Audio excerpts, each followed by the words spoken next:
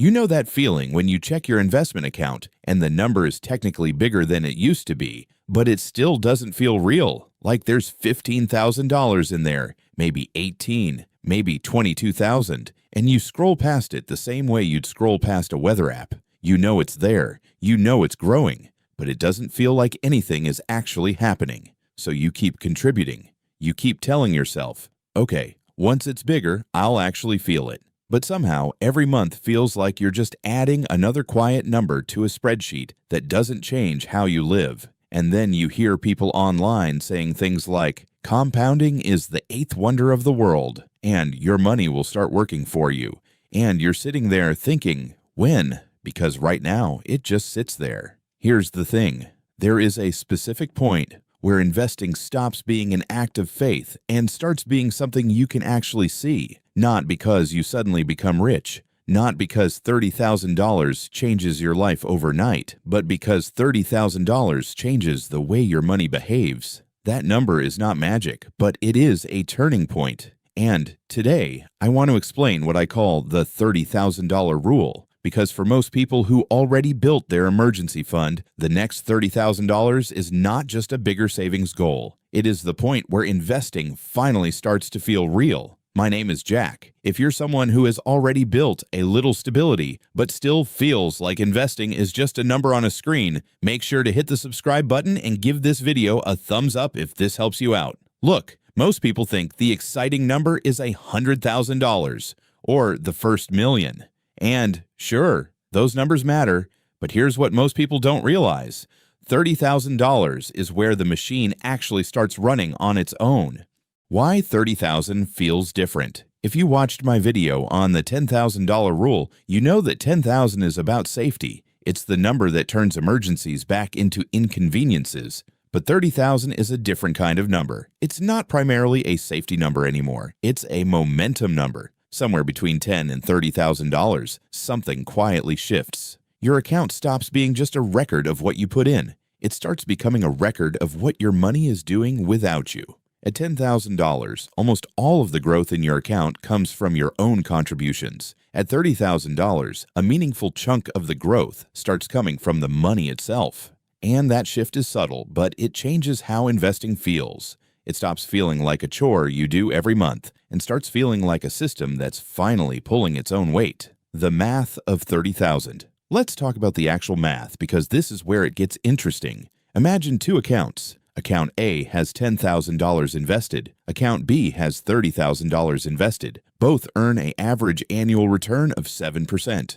Account A earns about $700 that year from growth alone. Account B earns about $2,100. Same market, same return rate, completely different amount of money showing up without anyone doing anything. That $2,100 is more than many people's entire monthly contribution, which means at $30,000, the market itself can start contributing more than you do some months. That's not a reason to stop contributing, but it is the moment investing starts to feel less like typing numbers into an app and more like watching a second income appear quietly in the background, where investing actually clicks. Here's what most people don't realize. The reason investing feels fake at the beginning isn't because compounding isn't working. It's because compounding is slow at first and then fast later, and most people quit during the slow part. In the first few years, almost all of your account balance is just your own deposits stacked on top of each other. The growth is there, but it's small enough to hide inside the noise of market ups and downs. But by the time you reach $30,000, the growth stops hiding. You start seeing months where your account goes up by more than you contributed. You start seeing the account survive a bad month and still be higher than it was a year ago. This is the point where investing clicks. Not because you suddenly understand it better, but because the numbers finally get loud enough to notice. The 3 stages of the journey. I don't want you to think of this as one long grind from zero to freedom. Think of it in 3 stages. Stage 1 is safety, which we covered in the $10,000 rule. That's your emergency shield and stability fund, the money that protects you from life's normal chaos. Stage 2 is momentum, and that's this $30,000 range. This is where consistent investing starts generating its own visible growth, where you start trusting the process because you can finally see it working. Stage 3 is freedom, which comes later when your investments could theoretically support parts of your life on their own. Most people obsess over stage 3 and burn out before they ever reach stage 2. But stage 2 is where the belief gets built. You don't get to freedom without first believing the machine works. And $30,000 is usually where that belief finally shows up.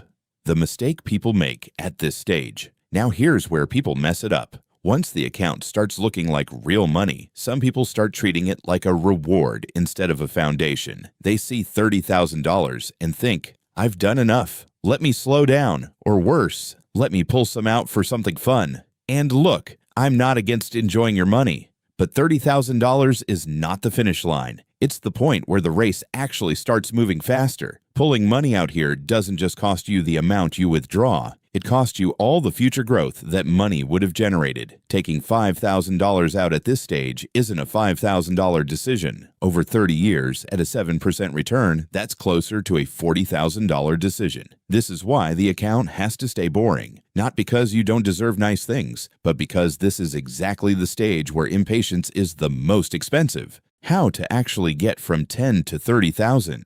So how do you get here practically? Let's make it concrete. If you're starting from $10,000 and investing $500 a month at a 7% average return, you'll cross $30,000 in a little under 3 years. If you can push that to $800 a month, you'll get there in under 2 years. If you can only manage $300 a month, it'll take closer to 4.5 years. None of these numbers are fast, and that's the point. This isn't a sprint you push through with motivation. It's a boring, repeated decision made every single month, the same way the first $10,000 was built. The difference is you're no longer building from nothing. You're building on top of a machine that's already partially running. What changes in how you think? Once you cross $30,000, something shifts in how you see the market. Before this point, a market drop feels like your effort disappearing. You put in $300 and watched the account go down by $500, and it feels personal, like your work got erased. After $30,000, a drop starts to feel different. You've seen the account recover before. You've seen months where growth outpaced your contributions. So when the market dips, you start to see it as temporary. Not as proof the system is broken. That shift from panic to patience is worth more than the money itself, because patience is what lets the next $30,000 come faster than the first.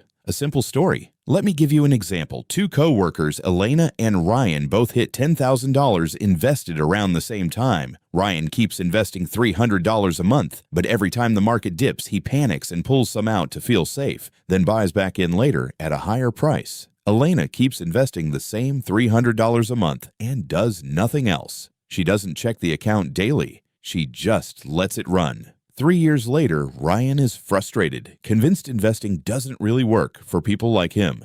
Elena has crossed $30,000 and noticed her account grew by more than her contributions in the last 2 years alone. Same market, same starting point, same monthly amount, completely different results because the only real difference was whether the money was left alone. That's the $30,000 rule. It's not about being smarter than anyone else. It's about staying boring long enough for the math to start working in your favor. You don't need to hit this number this year. You don't need to compare your progress to anyone else's timeline. You just need to keep making the same quiet decision month after month until one day you check the account and realize the growth isn't coming from you anymore. It's coming from the decisions you already made. So if this video helped you see investing differently, hit the subscribe button, give this video a thumbs up, and comment below. Where are you right now under 10,000, between 10 and 30, or already past it? Because wherever you're starting from, the number that matters isn't the one on the screen today. It's the one you're quietly building toward.